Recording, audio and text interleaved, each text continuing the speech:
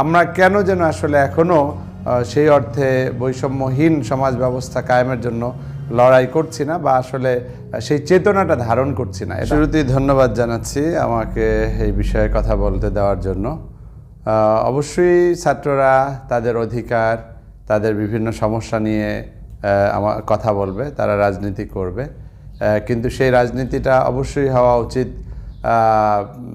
ছাত্র কল্যাণমূলক। অর্থাৎ আমি যদি রাজনীতি করে আমার জীবনকে নষ্ট করি, অন্যের জীবনকে নষ্ট করি, সেটা তো কোনো রাজনীতি হতে পারে না।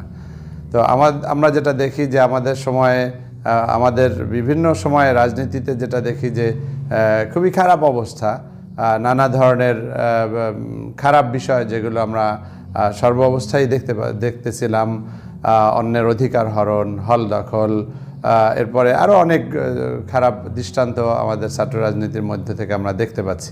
অনধিকার চর্চা, অন্যায়ভাবে কারো সিট দখল করা অথবা সিট বাণিজ্য করা।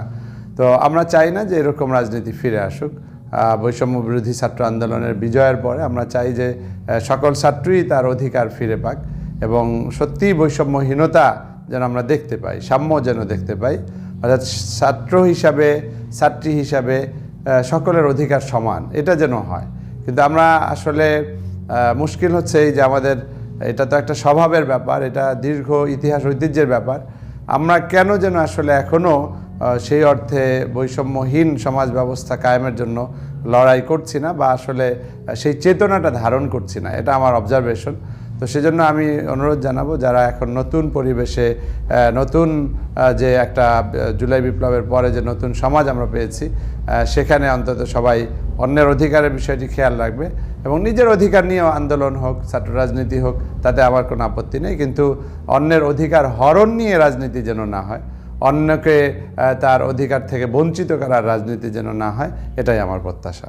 অবশ্যই চাকসু কেন্দ্রিক হওয়া উচিত, তবে অনেক সময় আছে যে মানুষের যদি নীতি নৈতিকতার পরিবর্তন না হয়, চরিত্র যদি না বদলায়, আমরা অনেক সময় এই যে ছাত্র সংসদ নির্বাচন নিয়েও খুনাখুনির বিষয় আমরা দেখেছি, নানা রক্ত ঝরার বিষয়টি দেখেছি।